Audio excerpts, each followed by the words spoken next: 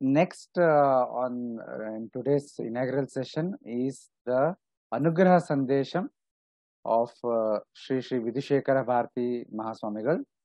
And again, I repeat that we are very blessed to have received this Anugraha Sandesham by the most revered Acharya. And my Sashtanga pranams to both the Jagat Gurus of Sringeri for these blessings in the form of Anugraha Sandesha. Koti, can you play the recording?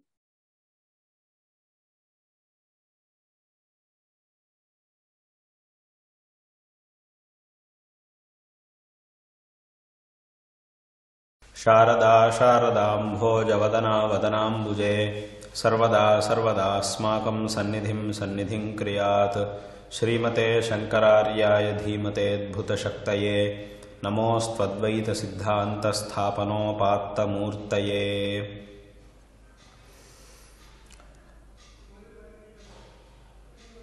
अस्माकं सनातनधर्मस्य उद्धारणाय 1200 प्राक् परशिवावताराः जगद्गुरु श्रीमदाद्यशङ्करभगवत्पादाचार्याः पवित्रेऽस्मिन् भारते देशे अवतीर्णाः अभूवन्। ते च अस्मिन् भारतदेशे केरळेषु कालट्याख्ये ग्रामे आर्याम्बा शिवगुरुवाख्ययोः पुण्यदम्पत्योः बहुकालम् अनुष्ठितस्य तपसः फलत्वेन पुत्ररूपेण सञ्जाताः अभूवन्। ते च बाल्ये एव सर्वान् वेदान् साङ्गान् सर्वाणि च शास्त्राणि अधीत्य सन्यासार्थं गृहादिकं सर्वमपि परित्यज्य प्रातिष्ठन्ता गृहात् इति सर्वेपि जानन्ति।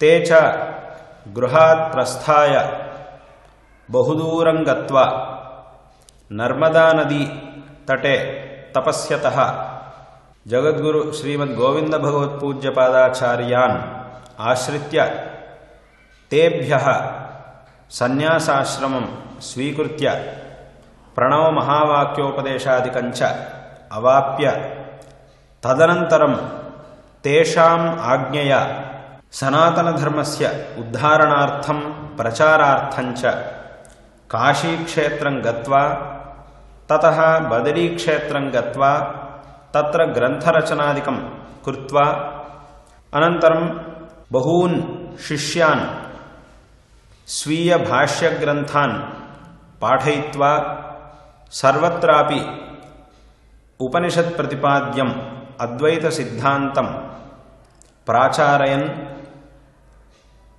सर्वेषामपि जनानां मनसि धर्मानुष्ठानविमुखता या आसीत् तामपाकृत्य सर्वेषामपि जनानां मनसि धर्मानुष्ठाने रतिम् अजनयन्। ये जनाः सनातनधर्ममार्गं परित्यज्य अवैदिके मार्गे रताः अभूवन् तेषां सर्वेषामपि मनस्सु परिवर्तनं जनयित्वा सर्वानपि जनान् पुनः सनातनधर्म अनुरागिणः अकार्षुः। एवं सर्वेषामपि जनानां हिताय बहुविधान् विषयान् शङ्करभगवत्पादाचार्याः उपादिक्षंश्च। तत्र तैः तादृशाः विषयाः उपदिष्टाः सन्ति येषां श्रवणेन सर्वेषामपि जनानाम् अस्मिन् प्रपञ्चे विद्यमानानां सः अस्मिन् भारतदेशे यः कश्चित् अस्मिन् भारतदेशे वा भवतु अन्यत्र क्वचित् वा भवतु यः कोऽपि जनः अस्मिन् प्रपञ्चे श्रेयसः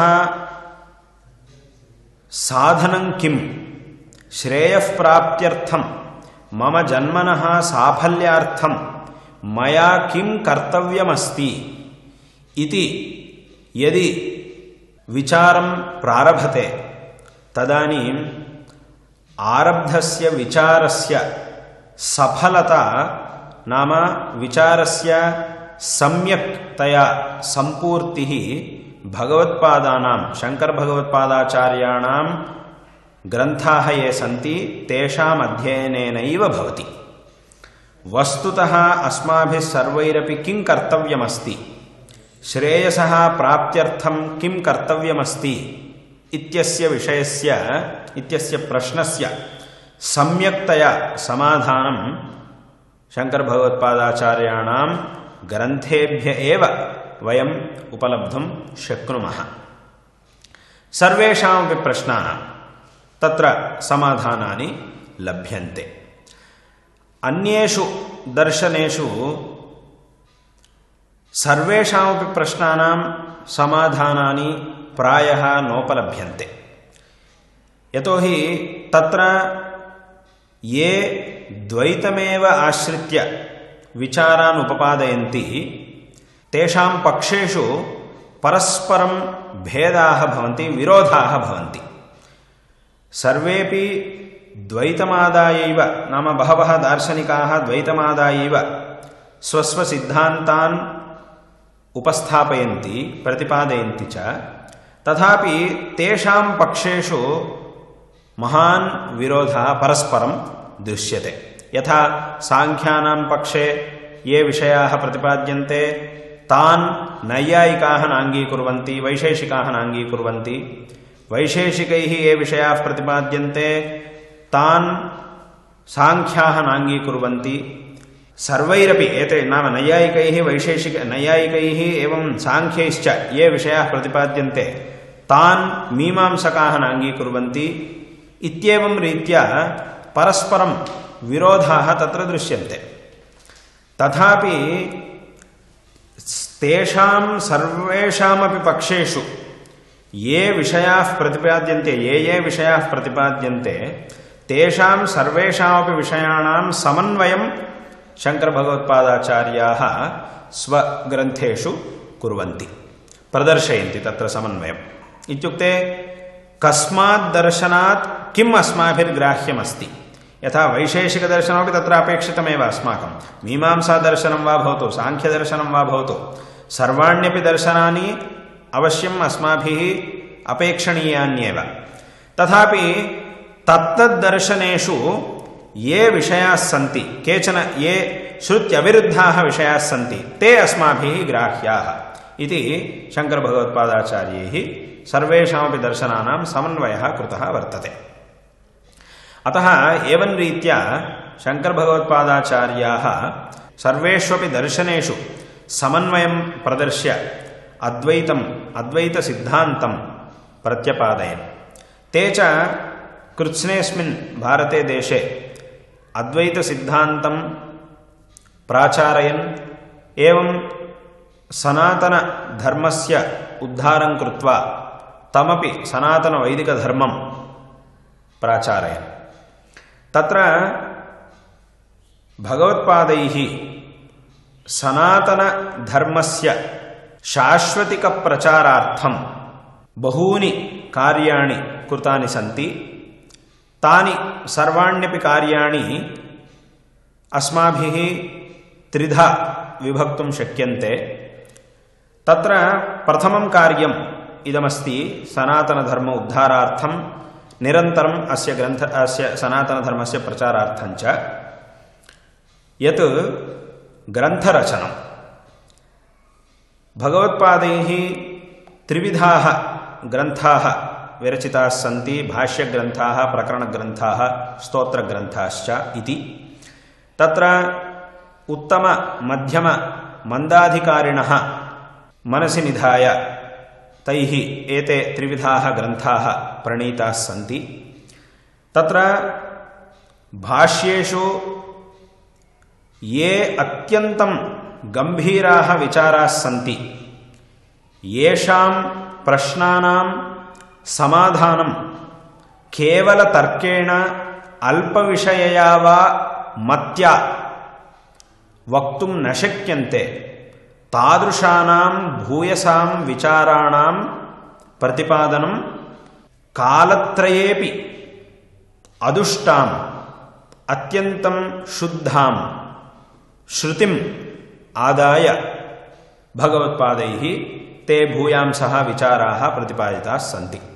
स्वीयभाष्यग्रन्थेषु शङ्करभगवत्पादाचार्याः कः आत्मा, कश्च अनात्मा, मोक्षो नाम कः, जीवो नाम कः, ईश्वरः कः, अनयोः कीदृशः सम्बन्धः,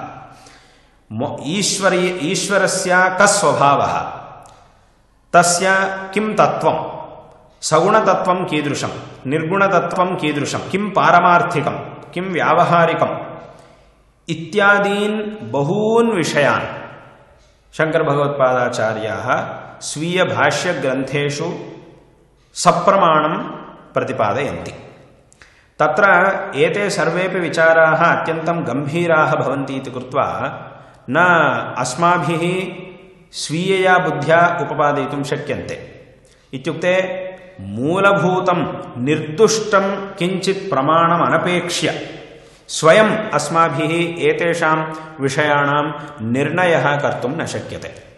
भगवत्पादाः तत्र तत्र स्वग्रन्थेषु श्रुतिरूपप्रमाणस्य माहात्म्यं प्रतिपादयन्ति। ते यदा प्रतिवादिभिः साकं विचारं प्रवर्तयन्ति भगवत्पादाः, तदानीं तैः किमुच्यते इत्युक्ते त्वया यद्यदुच्यते तत्सर्वमपि श्रुत्यनुसारेणैव वक्तव्यम्। श्रुत्यनुसारेण यत्किमपि त्वं प्रतिपादयसि तत् अस्माकं ग्राह्यमेव।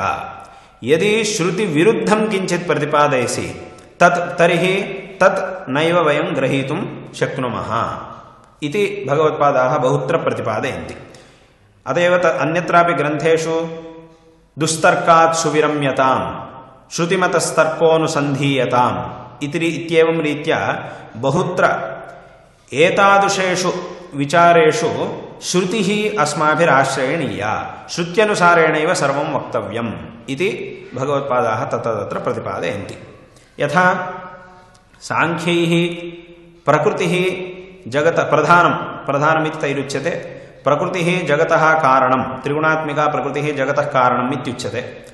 त्रिगुणात्मिका प्रकृतिः जगतः कारणम् इति तत् श्रुतिप्रतिपाद्यमेव, अतः अस्माभिरपि तदेव स्वीक्रियते। तथापि त्रिगुणात्मिकायाः प्रकृतेः स्वातन्त्र्यं साङ्ख्यैरुच्यते, तत्तु श्रुतिविरुद्धं भवति, अतः तत् वयं नाङ्गीकुर्मः इति भगवत्पादाः प्रतिपादयन्ति। त्रिगुणात्मिका प्रकृतिः जगतः कारणम् इति तु श्रुतिसिद्धमेव, तथापि तस्याः यत् स्वातन्त्र्यमुच्यते भवद्भिः तत्तु श्रुतिविरुद्धम्, अतः तत् अङ्गीकर्तुं वयं न शक्नुमः इति प्रतिपादयन्ति। एवं रीत्या बहवः विचाराः ये श्रुतिसम्मताः भवन्ति तानेव भगवत्पादाः स्वीकुर्वन्ति, तानेव च प्रतिपादयन्ति। यथा अन्ये दार्शनिकाः केषुचिद् विषयेषु श्रुतिं परित्यज्य केवलतर्केण स्वातन्त्र्येण बहून् विषयान् प्रतिपादयन्ति, तथा भगवत्पादाः कुत्रापि स्वातन्त्र्येण विषयान् न प्रतिपादयन्ति। यत्किमपि प्रतिपादयितव्यं तर्हि श्रुत्यनुसारेणैव प्रतिपादनं कर्तव्यम् इति तेषाम् आशयः।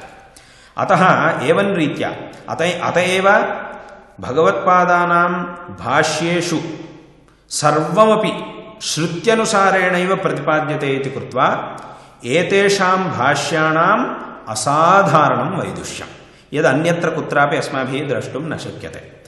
एवमेव श्रुतिरूपप्रमाणमाश्रित्य सर्वेपि विचाराः तैः प्रतिपाद्यन्ते इति कृत्वा अत्रत्यानां विचाराणां सर्वेषामपि श्रौतत्वात् श्रुतिसम्मतत्वात् असाधारणं वैशिष्ट्यमस्ति। सर्वेषामपि प्रश्नानाम् अत्र समाधानानि उपलभ्यन्ते च।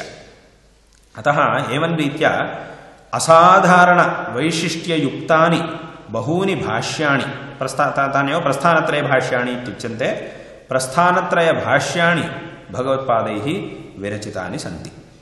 एवमेव प्रस्थानत्रयभाष्येषु ये विचाराः प्रतिपादिताः सन्ति तानेव विचारान् संक्षेपेण विवेकचूडामण्यादि प्रकरणग्रन्थेषु ते प्रत्यपादयन्। एवमेव तत्र भाष्येषु वा प्रकरणग्रन्थेषु वा प्रायः ज्ञानमार्गस्य विचारः क्रियते, प्राधान्येन क्रियमाणः अस्ति। तथापि ज्ञानमार्गे सर्वेपि जनाः अधुना प्रवेष्टुं न शक्नुवन्ति। इत्युक्ते आरम्भत एव सर्वेपि जनाः ज्ञानमार्गं प्रवेष्टुं न शक्नुवन्ति। अतः ज्ञानमार्गे प्रवेशार्थं तत्र योग्यता अपेक्षिता। योग्यता च कथम् अस्माभिरवाप्तुं शक्यते? तत्र श्रुत्या तावत् तमेव विदित्वा अतिमृत्युमेति, एवं शास्त्रे ज्ञानादेव तु कैवल्यम् इति प्रतिपाद्यते। तथा च ज्ञानात् एव मोक्षः भवति इति निखिलश्रुतिस्मृतिसिद्धः अयमर्थः। तथा च मोक्षकाङ्क्षिभिः अवश्यं ज्ञानमार्गः आश्रयणीय एव। तथापि सर्वेपि जनाः ज्ञानमार्गे आरम्भत एव गन्तुं न शक्नुवन्ति। तत्र गमनार्थं योग्यता प्रथमतः अस्माभिः प्राप्तव्या भवति। तदर्थं कर्ममार्गः भक्तिमार्गश्च अस्माभिः अनुसरणीयः भवति। तत्र कर्ममार्गे भक्तिमार्गे च गत्वा बहुविधानि स्वस्व योग्यतानुसारीणि बहुविधानि कर्माणि अनुष्ठाय सकलजगन्नियामकस्य त्रिमूर्त्यात्मकस्य भगवतः विषये महतीं श्रद्धाम् आश्रित्य भगवतः आराधनं कृत्वा चित्तशुद्धिं सम्पाद्य अनन्तरं ज्ञानमार्गे अस्माभिः प्रवेशः कर्तव्यः। तथा च अस्माकं सनातनधर्मे ज्ञानमार्गः, कर्ममार्गः, भक्तिमार्गश्च इति मार्गत्रयं प्रतिपादितमस्ति। तत्रापि अन्तिमः भवति ज्ञानमार्गः। ज्ञानमार्गेण यदा मोक्षः अस्माभिः प्राप्यते तदनन्तरं किमपि कर्तव्यम् अवशिष्टं न भवति। यत्र त्वस्य सर्वम् आत्मैवाभूत् तत्केन कं पश्येत् इति श्रुत्या प्रतिपाद्यते। अतः मोक्षप्राप्त्यनन्तरम् अस्माकं किमपि कर्तव्यं न भवति। सच्चित्सुखात्मकस्वस्वरूपेण अवस्थानमात्रं तदानीं भवति। सर्वेभ्योऽपि क्लेशेभ्यः मुक्तिः भवति। तदानीं सच्चित्सुखात्मकस्वस्वरूपेण अवस्थानं तदानीं भवति। अतः ज्ञानमार्गः अन्तिमः भवति। ततः प्राक् कर्ममार्गः भक्तिमार्गश्च भवतः। अतः तत्र ये साक्षात् ज्ञानमार्गं प्रवेष्टुं न शक्नुवन्ति तेषामप्युद्धाराय भगवत्पादैः कर्ममार्गस्य भक्तिमार्गस्यापि विशेषतः प्रचारः कृतः वर्तते। इत्युक्ते कर्ममार्गस्य भक्तिमार्गस्य च अवश्यम् अनुष्ठेयता भगवत्पादैः तत्र तत्र प्रतिपादिता वर्तते। यथा वेदो नित्यमधीयतां तदुदितं कर्म स्वनुष्ठीयताम् इत्यादि वाक्येषु कर्ममार्गस्य अपि अवश्यम् अनुसर्तव्यत्वं भगवत्पादैः प्रतिपादितं वर्तते। एवमेव भक्तिमार्गस्य प्रचारार्थं भगवत्पादैः बहूनि स्तोत्राणि विरचितानि सन्ति। तत्र एतेषु स्तोत्रेषु भगवतः नानारूपाणां विशेषतः वर्णनं कृतं वर्तते। एक एव भगवान्, सः भक्तानुग्रहार्थं दुष्टसंहारार्थञ्च बहूनि रूपाणि स्वीकरोति। बहुषु रूपेषु भगवान् भक्तान् अनुगृह्णाति इति भगवत्पादाः प्रत्यपादयन्। तथा च तेषु बहुषु रूपेषु भक्तानां यस्मिन् रूपे विशेषतः अनुरागः भवति तद्रूप उपासनया विशेषतः भगवदनुग्रहं प्राप्तुं तत्तद्भगवद्रूपस्य वर्णनपूर्वकं स्तुतिः भगवत्पादैः कृता वर्तते। अतएव देव्याः शिवस्य विष्णोः रामस्य कृष्णस्य च सर्वेषामपि देवतारूपाणां वर्णनपूर्वकं स्तुतिः भगवत्पादैः कृता वर्तते। तेषां स्तोत्राणाम् अध्ययनेन पुरश्चरणेन च भगवतः अनुग्रहः अस्माभिः प्राप्तुं शक्यते, भगवती श्रद्धा च वर्धते। तद्वारा भगवतः कृपां वयं प्राप्तुं शक्नुमः। अतः सर्वेपि जनाः भगवतः अनुग्रहं प्राप्नुवन्तु इति बुद्ध्या तैः बहूनि स्तोत्राणि विरचितानि सन्ति। तत्र केषाञ्चित् एवं भ्रमः भवति, तत्र भगवत्पादैः भक्तिमार्गः निराकृतो वर्तते। कथम् इत्युक्ते भगवत्पादैः किमुक्तं, त्वमेव ब्रह्म जीवो ब्रह्मैव इत्युक्तं भगवत्पादैः। जीवो ब्रह्मैव इत्युक्ते तर्हि किमायातं, जीवः ईश्वरश्च अभिन्नौ। यदि जीवः ईश्वरेण अभिन्नः तर्हि भगवतः ईश्वरस्य पूजा कुतः कर्तव्या अस्माभिः। यं भगवन्तं वयं पूजयामः तेन भगवता सह जीवो ब्रह्मैव नापरः इति वचनेन यदि अभेदः उच्यते तर्हि मत्तः अभिन्नस्य ईश्वरस्य पूजा मया कुतः कर्तव्या? अतः ईश्वरस्य पूजनं नैव कर्तव्यं। भगवत्पादानाम् अभिप्रायः एवं वर्तते। तेषाम् अभिप्रायः कथमस्ति इत्युक्ते भगवतः पूजा नैव कर्तव्या, त्वं भगवांश्च एक एव अभिन्नौ, अतः तत्र पूजनं नैव कर्तव्यं भवति इति केषाञ्चित् भ्रमः वर्तते। तथापि अत्र इदम् अस्माभिः सम्यक् अवगन्तव्यमस्ति, भगवत्पादैः येन ऐक्यमुक्तं जीवस्य तस्य पूजनं न क्रियते अस्माभिः। यस्य पूजनं क्रियते तेन ऐक्यं भगवत्पादैः नैव उक्तमस्ति। कथमिदम् इत्युक्ते तत्र भगवतः परमात्मनः रूपद्वयं, सगुणरूपं निर्गुणरूपञ्च इति। निर्गुणरूपं यदस्ति तदेव परब्रह्मस्वरूपम् इत्युच्यते। तच्च निखिलव्यवहार अतीतं भवति, निषेधमुखगम्यं भवति, निषेधमुखगम्यत्वं तस्य भवति। तस्य पूजादिकं नैव अस्माभिः कर्तुं शक्यते। तत्र पूजादिकं कर्तव्यं चेत् किञ्चित् रूपम् अपेक्षितं, केचन गुणाः अपेक्षिताः। गुणविशिष्टस्यैव पूजादिकं भवितुमर्हति। निर्गुणस्य परमात्मनः पूजा नैव भवितुमर्हति। जीवस्य परमात्मना ऐक्यं भगवत्पादैरुच्यते। जीवो ब्रह्मैव नापरः इदं भगवत्पादैः अपूर्वतया नैव कल्पितमस्ति। अहं ब्रह्मास्मि इत्यादि श्रुतिषु यद् ऐक्यं प्रतिपाद्यते तदेव ऐक्यं भगवत्पादैः प्रतिपादितमस्ति। इत्युक्ते अहं ब्रह्मास्मि तत्त्वमसि इत्यादि श्रुतिषु येन परमात्मना ऐक्यं जीवस्य उच्यते सः परमात्मा निर्गुणः। निर्गुणेन परमात्मना ऐक्यमुच्यते। अतः निर्गुणस्य परमात्मनः पूजनीयत्वं नास्ति, तस्य पूजा कर्तुमेव न शक्यते। यस्य पूजा क्रियते स तु सगुणः भगवान्। सगुणस्य भगवतः यत् द्वितीयं नाम यद् अन्यद्रूपमस्ति सगुणरूपं, तस्यैव पूजनम् अस्माभिः क्रियते। प्रत्यहं तत्र मूर्तिस्थापनद्वारा तत्र चित्रपटादिस्थापनद्वारा यस्य पूजा क्रियते, श्रीरामस्य शिवस्य देव्याः गणपतेः वा पूजा क्रियते, एतत् सर्वमपि भगवतः सगुणरूपं। सगुणरूपस्य पूजनं क्रियते, तेन ऐक्यं नोच्यते। निर्गुणरूपस्य पूजनं न क्रियते, तेनैव सः ऐक्यम् उच्यते।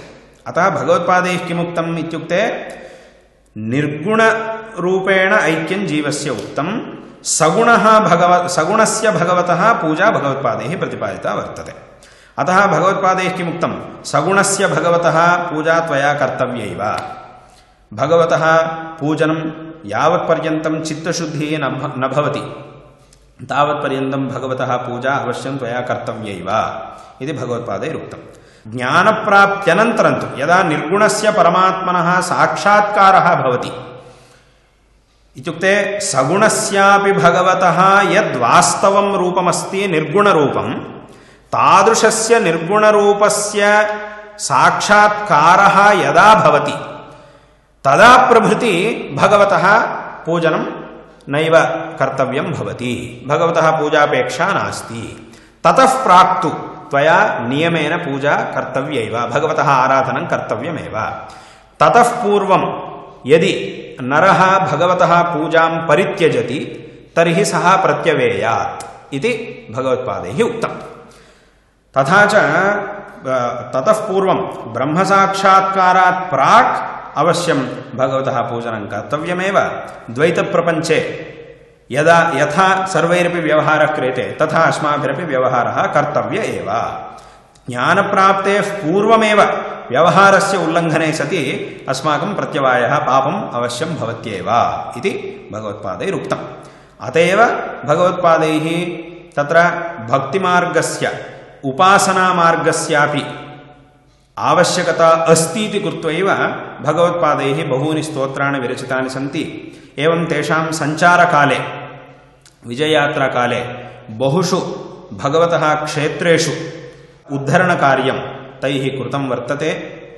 अतः भगवत्पादानां यः सिद्धान्तः अस्ति, तैः प्रतिपादितः यः सिद्धान्तः अस्ति, तत्र ज्ञानमार्गस्य भक्तिमार्गस्य एवं कर्ममार्गस्य च सर्वेषामपि मार्गाणां तत्र प्राधान्यम् अस्त्येव।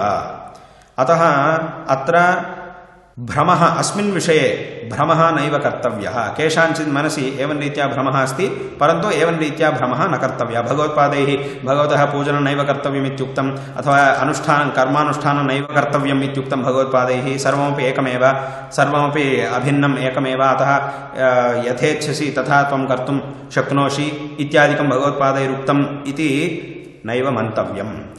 एवं रीत्या भ्रमः अस्माभिः न कर्तव्यः। तथा च स्वभाष्यग्रन्थेषु बहून् विचारान् भगवत्पादाः उपस्थापयन्ति। ये प्रश्नाः भवन्ति तत्र अद्वैतसिद्धान्तस्य श्रवणेन बहवः प्रश्नाः अस्माकं मनसि उत्पद्यन्ते। इदं कथं सर्वमपि अभिन्नम् इत्युच्यते चेत् तर्हि एतत् कथम्, इदं कथं, तत् कथम् इति बहवः प्रश्नाः मनसि उद्भवन्ति। तेषां सर्वेषामपि प्रश्नानां समाधानानि स्वभाष्येषु भगवत्पादैः उक्तानि सन्ति। अतः तैः कृतेषु कार्येषु प्रथमं कार्यमिदमस्ति ग्रन्थरचनारूपम्। एवं द्वितीयं कार्यमस्ति यात्रा, सञ्चारः। भारते समग्रेऽस्मिन् भारते देशे तैः सर्वत्र सञ्चारः कृतो वर्तते। सर्वेषामपि जनानां श्रेयसे तैः बहवः उपदेशाः कृताः सन्ति। ये जनाः धर्मविरुद्धे मार्गे गच्छन्तः आसन् तेषां सर्वेषामपि जनानां भगवत्पादाः बहून् उपदेशान् विधाय तान् धर्ममार्गम् आनयन् इत्येवं सञ्चारकाले तैः बहवः कार्याणि कृतानि सन्ति। बहुषु क्षेत्रेषु ये वेदविरुद्धाः आचाराः आसन् तान् सर्वानपि निरस्य तैः श्रुतिसम्मतः आचारः सर्वत्रापि स्थापितः वर्तते शङ्करभगवत्पादाचार्यैः। बहुषु क्षेत्रेषु यत्र यत्र विधर्मीयैः क्षेत्रेषु भगवतः विषये बहवः अपचाराः कृताः आसन् तान् सर्वानपि समीकृत्य क्षेत्राणाम् उद्धरणं भगवत्पादैः कृतं वर्तते। तत्र यथा बदरीक्षेत्रे विधर्मीयैः किं कृतमस्ति, वेदविरोधिभिः धर्मविरोधिभिः तत्रत्या भगवतः मूर्तिः, तत्र प्राचीनकालतः या मूर्तिः आसीत् भगवतः, तां मूर्तिं ततो निष्कास्य तां मूर्तिं तत्रत्यायां नद्यां ते धर्मविरोधिनः प्राक्षिपन् ततः प्रभृति तत्र भगवतः सन्निधौ भगवतः मूर्तिरेव नासीत्। सर्वेपि सनातनधर्म अनुयायिनः खिन्नाः अभूवन्। तत्काले भगवत्पादाः तत्र अगच्छन् तत्र भगवतः मन्दिरे भगवतः मूर्तिरेव नासीत्। तदानीं तत्रत्याः सर्वेपि जनाः, सर्वेपि आस्तिकाः महता खेदेन वृत्तं भगवत्पादेभ्यो न्यवेदयन्। तदानीम् अनुपदमेव भगवत्पादाः तत्रत्ये तीर्थे, तत्रत्यायां नद्याम् अवतीर्य अत्यन्तं शीते जले तत्र ते अवतीर्य अन्तः विद्यमानां भगवतः मूर्तिम् आनीय पुनः भगवतः आलये समस्थापयन्। तत्र अतएव अयं विषयः पुराणेपि प्रतिपादितः वर्तते। तत्र पुराणे स्कान्दपुराणे बदरीमाहात्म्ये भगवान् परमेश्वरः वदति, ततोऽहं यतिरूपेण तीर्थान् नारदसंज्ञकात् उद्धृत्य स्थापयिष्यामि हरिं लोकहितेच्छया इति तत्तत्यम् ऐश्वरं वचनं। तत्र यतिरूपेण ई स्वयं शिवः वदति, अहं यतिरूपेण नाम शङ्कराचार्यरूपेण अवतीर्य लोकहितेच्छया भगवतः मूर्तिम् उद्धृत्य तत्र स्थापयिष्यामि लोकानां हितार्थम् इति भगवता उक्तम्। एवं रीत्या बहुषु क्षेत्रेषु बहूनि कार्याणि भगवत्पादैः कृतानि सन्ति स्वयात्राकाले। अतः सञ्चारः इति द्वितीयं कार्यं धर्मस्य प्रचारार्थम्। अनन्तरं तृतीयं कार्यं तैः कृतमस्ति चतुराम्नायपीठस्थापनं। चतसृष्वपि दिक्षु 4 आम्नायपीठानि भगवत्पादैः प्रतिष्ठापितानि सन्ति। यथा पूर्वस्यां दिशि गोवर्धनपीठं पुरीक्षेत्रे, दक्षिणस्यां दिशि शृङ्गगिरिक्षेत्रे ऋष्यशृङ्गमुनेः तपोभूमौ शृङ्गगिरिक्षेत्रे दक्षिणाम्नायशृङ्गेरी शारदापीठं, पश्चिमदिशि द्वारकायां कालिकापीठम्, उत्तरस्यां दिशि बदरीक्षेत्रे ज्योतिष्पीठम् इति 4 आम्नायपीठानि प्रतिष्ठाप्य तेषु आम्नायपीठेषु क्रमेण हस्तामलकाचार्य, सुरेश्वराचार्य, पद्मपादाचार्य, तोटकाचार्यान् स्वमुख्यशिष्यान् अधिपतित्वेन भगवत्पादाः तत्र नियोजयामासुः। एतेषु पीठेषु अविच्छिन्नतया धर्मप्रचारः प्रचलति। एवं रीत्या बहुविधानि कार्याणि कृत्वा शङ्करभगवत्पादाचार्याः सनातनधर्म उद्धारम् अकार्षुः। तैः यः महान् उपकारः कृतो वर्तते, तेषां या महिमा वर्तते, एतत् सर्वमपि न स्वल्पैः शब्दैः अस्माभिः वर्णयितुं शक्यते। बहुभिरपि शब्दैः वर्णयितुं शक्यते वा न वा इत्यपि न ज्ञायते।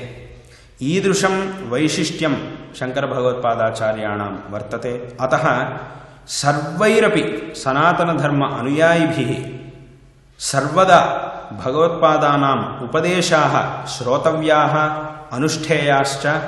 भगवत्पादैः दर्शितः मार्गः अवश्यम् अस्माभिः अनुसरणीयः। तैः यत् तत्त्वम् उपदिष्टमस्ति तदस्माभिः अवश्यं ज्ञातव्यम् अस्ति। तेषां जयन्त्युत्सवः अस्माभिः सर्वैरपि अवश्यम् अनुष्ठेयः। प्रतिवर्षं वैशाखशुक्लपञ्चम्यां तेषां जयन्त्युत्सवः अस्माभिरनुष्ठेयः। अस्य दक्षिणाम्नायशृङ्गेरी शारदापीठस्य 33तमाः अधिपतयः जगद्गुरु श्रीमत् सच्चिदानन्दशिवाभिनव नृसिंहभारती महास्वामिनः अस्मत्परापरगुरवः ते आदिक्षन् आसेतु शीताचलं सर्वैरप्यास्तिकैः। यो यः आत्मानम् आस्तिकं मन्यते स सर्वोऽपि प्रतिवर्षं भगवत्पादाचार्याणां जयन्त्युत्सवम् अनुतिष्ठेत् इति तैः आज्ञा कृता वर्तते। तदनुरोधेन प्रतिवर्षं वैशाखशुक्लप्रथमातः आरभ्य पञ्चमीपर्यन्तं महता वैभवेन बहुत्र अयं महोत्सवः समनुष्ठीयमानो वर्तते। सर्वैरपि प्रतिगृहं जयन्त्युत्सवः अवश्यम् अनुष्ठेयः। तेषाम् उपदेशाः स्मर्तव्याः, अनुष्ठेयाश्च इति अस्मिन् सन्दर्भे अस्माकम् अयं विवक्षितः विषयः वर्तते। तत्र विशेषतः बहवः जनाः बहुत्र बह्वीः संस्थाः समारभ्य भगवत्पादानां यत् तत्त्वं वर्तते, ये उपदेशाः सन्ति तत्प्रचारकार्ये निरताः सन्ति, अद्वैतसिद्धान्तप्रचारकार्ये निरताः सन्ति, तत्र तादृशीषु संस्थासु अन्यतमा वर्तते, तत्र अद्वैत अकाडेमी इति नाम्ना इयं संस्था वर्तते। अनया संस्थया बहवः अद्वैतसिद्धान्त सनातनधर्म अनुरागिणः जनाः एतत् संस्थाद्वारा सनातनधर्मस्य अद्वैतसिद्धान्तस्य च विशेषतः प्रचारं कुर्वाणाः सन्ति।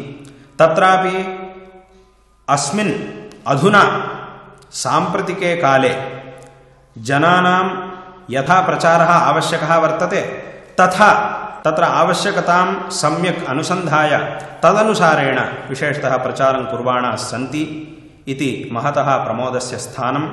तत्रापि यदा अयं प्रचारः क्रियते, इदं प्रचारकार्यं क्रियते, तदानीम् अस्माभिः सम्प्रदायः यथा वर्तते, ग्रन्थेषु यथा अयं सिद्धान्तः प्रतिपादितः अस्ति तथैव अस्माभिः प्रचारः कर्तव्यो भवति। अत्र सम्प्रदायः अत्यन्तम् आवश्यकः, तदनुरोधेन विशेषतः अयं प्रचारः अस्माभिः अवश्यं कर्तव्यः भवति। अत एव भगवत्पादैः गीताभाष्ये उच्यते, तस्मादसम्प्रदायवित् सर्वशास्त्रविदपि मूर्खवदुपेक्षणीयः इति गीताभाष्ये भगवत्पादैरुच्यते। इत्युक्ते सम्प्रदायस्य ईदृशं प्राधान्यमस्ति। कश्चित् सम्प्रदायवित् कश्चित् सर्वशास्त्रज्ञोऽपि भूत्वा सम्प्रदायं नानुसरति, न सम्प्रदायं यदि परित्यजति तर्हि सः उपेक्षणीयः, तद्विषये उदासीनतैव अस्माभिरवलम्बनीया इति भगवत्पादैरुक्तम्। इत्युक्ते एतदुक्त्या सम्प्रदायस्य प्राधान्यं तैः प्रतिपादितमस्ति।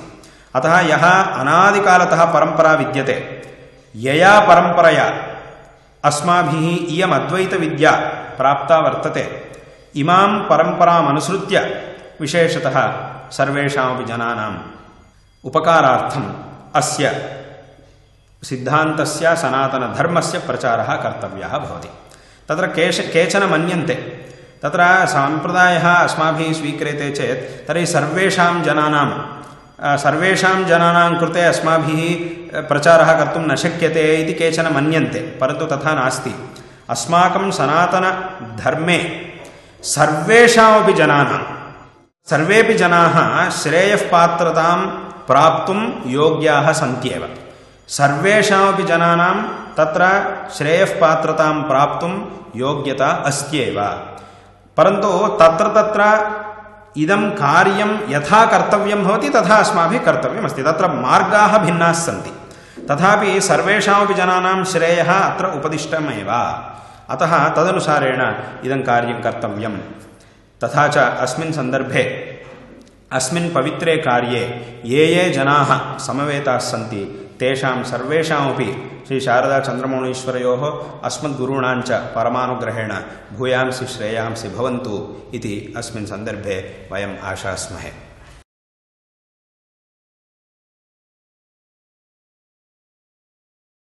We are truly blessed by this Anugraha Sandesha by the most revered Acharya Sri Sannidhanam, and again our Sashtanga pranams to both the Jagadgurus of Sringeri.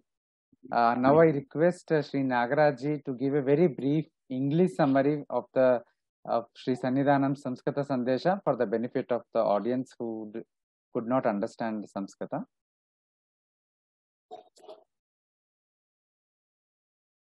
The Anugraha Bhashanam was so dense that it is very difficult to make a summary of that.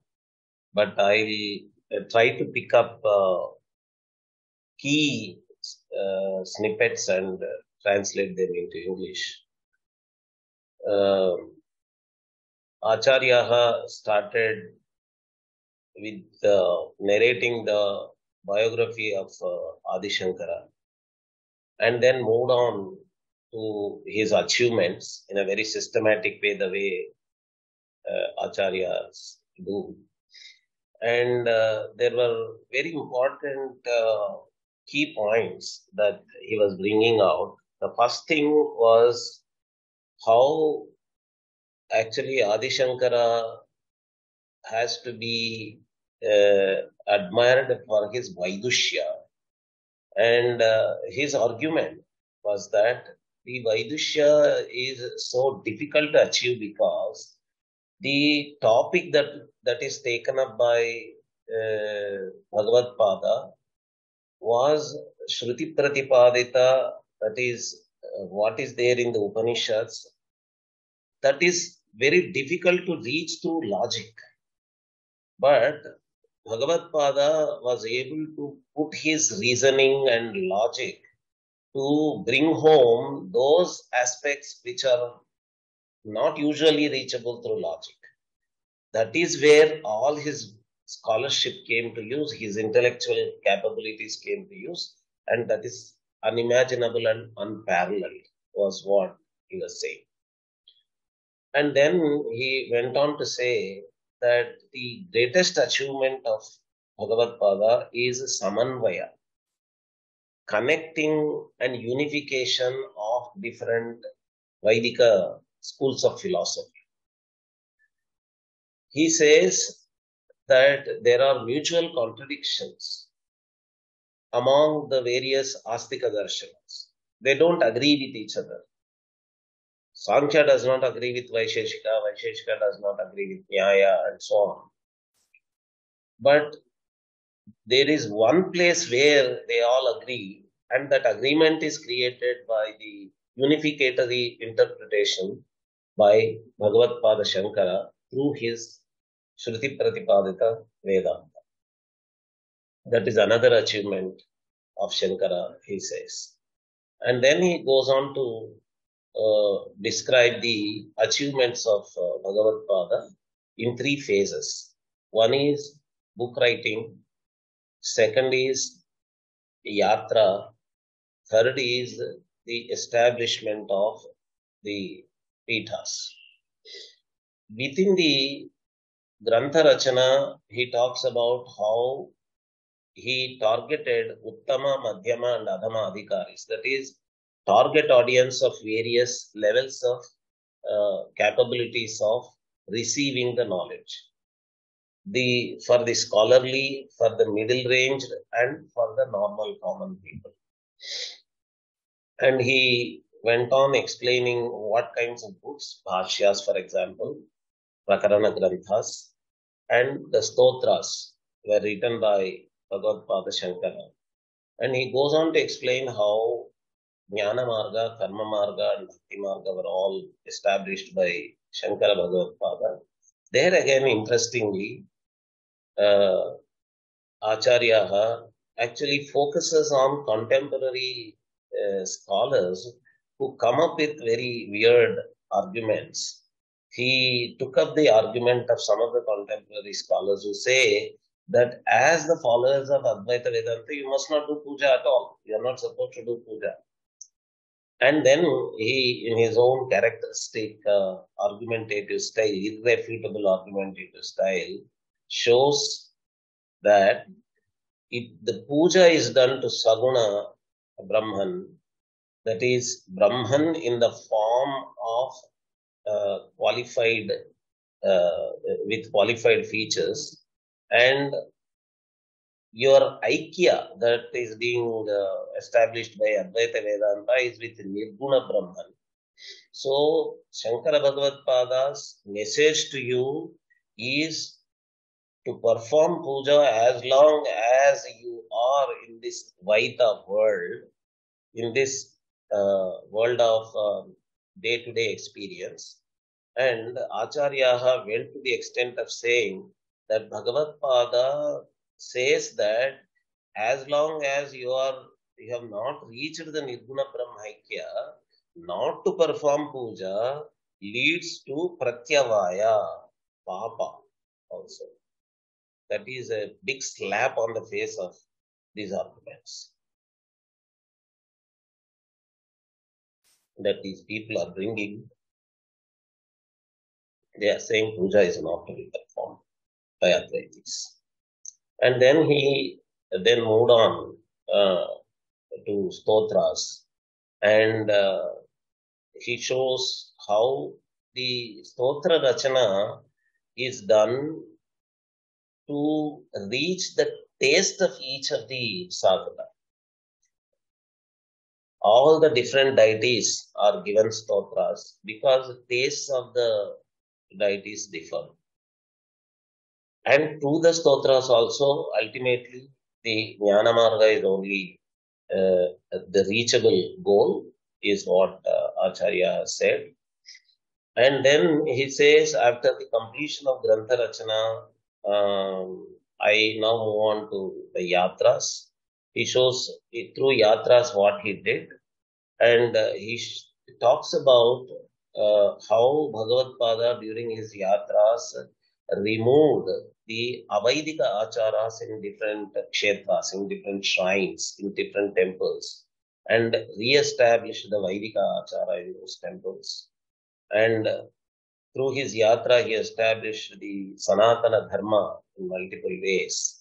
And as an example, he shows that in Badari Kshetra, when Shankaracharya went there, the idol, the murti, was removed, and some miscreants, some Avaidika adharmi miscreants, threw it into the river. But Shankaracharya, all the devotees were completely depressed. Shankaracharya was able to identify where the murti was lying, the idol was lying.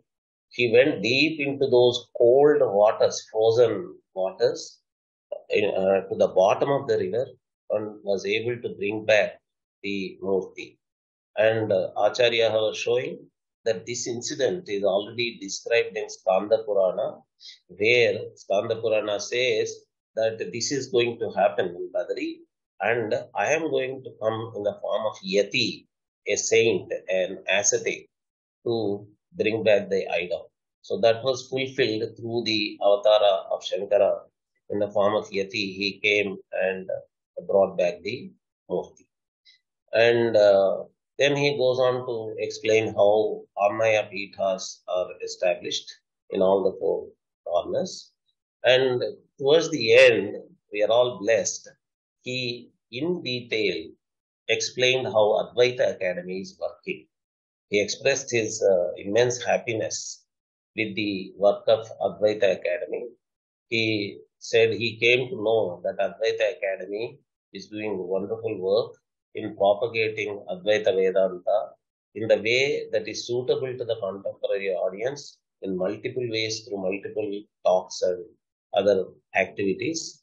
But he cautioned that Advaita Academy should never leave Sampradaya.